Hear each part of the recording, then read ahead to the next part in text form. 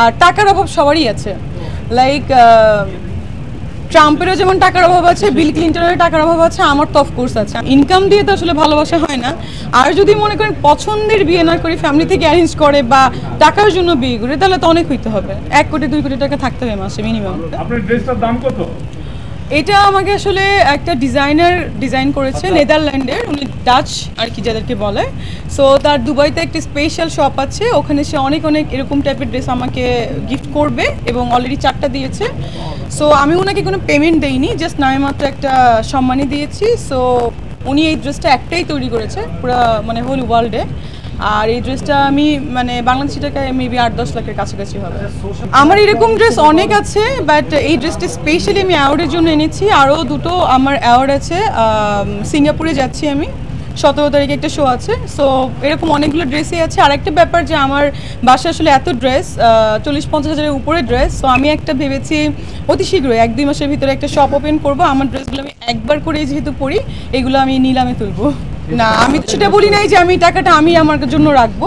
আমি বলেছি যে আমি এইটা নিলামে তুলবো, যে যত টাকাতে কিনবে ওইটাও একটা হবে। আর এই টাকাগুলো আমি অবশ্যই মানুষকে, পোর পিপলসদের দান করব। আর টাকার অভাব সবারই আছে, লাইক ট্রাম্পেরও যেমন টাকার অভাব আছে, বিল ক্লিন্টনের টাকার অভাব আছে, আমার তো অফকোর্স আছে। আমি তো ওদের লেভেলেরই এখন ওই পর্যন্তই যাই।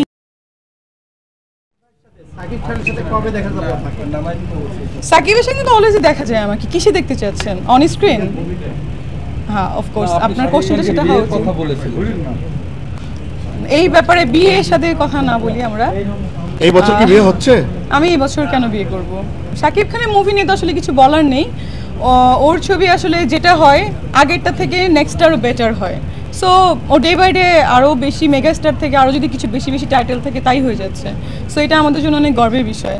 আর অফকোর্স দেশে আছি, যদি সময় পাই অফকোর্স সিনেমা দেখবো। আকাশে চাঁদ উঠলে যেমন সবাই দেখতে পারে, সেভাবেই সবাই দেখতে পারবে। আমি তো কিছু বলবো না। আমি যেমন বিয়ের খবরও কাউকে বলি না, প্রেমের খবরও বলি না, আপনারা বের করেন, সেরকম সিনেমাও দেখতে পারবেন। ইফতারিতে কি কি আইটেম পছন্দ? আমি ইফতারির এরকম কোনো খাবারই খাই না। আমি রোজা রাখি অবশ্যই, এবং আমার রোজা রাখার পরে আমার অনেক ডিহাইড্রেটেড হয়ে যায় বডি। সো আমি পানি খেতে পছন্দ করি। আর ফ্রুটস? Of course fruits. আমি বাইট দিলে ভাইরাল হয়, এটা তো আসলে লাকের ব্যাপার, তাই না? আমি কথা বলেই মনে করেন মিলিয়ন মিলিয়ন ভিউ হয়ে যাচ্ছে। সো এটা তো আসলে অনেক গর্বের ব্যাপার। সো অনেকে দেখা যায় যে ভালো ভালো মানে প্রজেক্ট করেও ছাড়ছে, কোনো মিলিয়ন ভিউ হচ্ছে না। আমি মনে করেন দিলেই 5-10 মিনিটে মিলিয়ন ভিউ হয়, এটা তো আসলে আমার খুব ভালো লাগে। সো আমার যেমন ভালোবাসার লোগো থাকবে, আমাকে সমালোচনা করারও লোগো দরকার। সো এটা আমি খারাপ দেখি না, খুব ভালো লাগে আমার।